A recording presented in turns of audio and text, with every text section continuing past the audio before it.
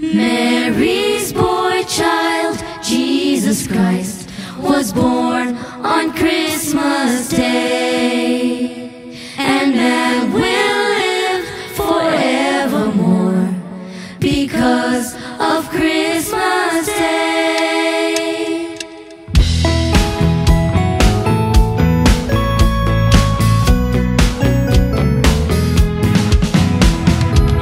Long time ago in Bethlehem.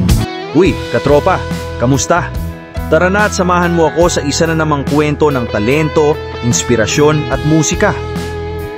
Ngayong araw, kilalanin natin ang dalawang babaeng may kakaibang hatak sa mundo ng musika.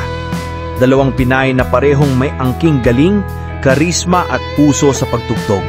Sina Chen ng Franz Rhythm at Naces ng Mission Souls. Unahin na natin ang tinaguriang Adlib Princess ng Bohol. Walang iba kundi si Chen. Hindi lang basta mahusay sa gitara, halimaw siya sa bawat tugtugan. Ang bawat adlib niya may kwento. At pagdating sa boses, grabe katropa. Yung tipong ramdam mo ang puso sa bawat linya ng classic OPM rock. Bata pa lang, tinuruan na siya ng kanyang ama na mahalin ang musika. At mula noon, ginamit ni Chen ang talento niya hindi lang para tumugtog, kundi para magbigay inspirasyon. Kaya kung di mo pa siya napapanood, katropa, maghanda ka. Dahil sa unang nota pa lang ni Chen, mapapahanga ka na. At ngayon naman, dumako tayo sa isa pang reyna ng talento, ang multi-instrumentalist beauty ng Mission Souls, si Naces. Kung karisma at stage presence ang labanan, pasado agad si Naces. Dalawang instrumento ang kanyang pinagharian, ang bass guitar at keyboard.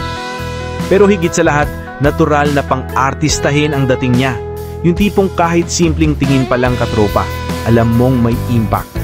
At kapag nagtugtog na siya, hindi mo na maalis ang tingin mo. Talento, ganda at confidence. Yan si Naces ng Mission Souls.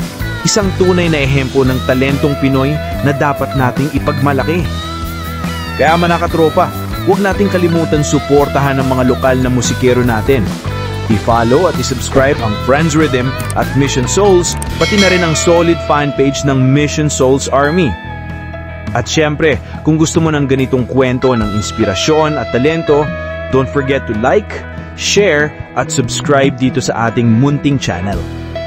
Hanggang sa muli katropa, peace out!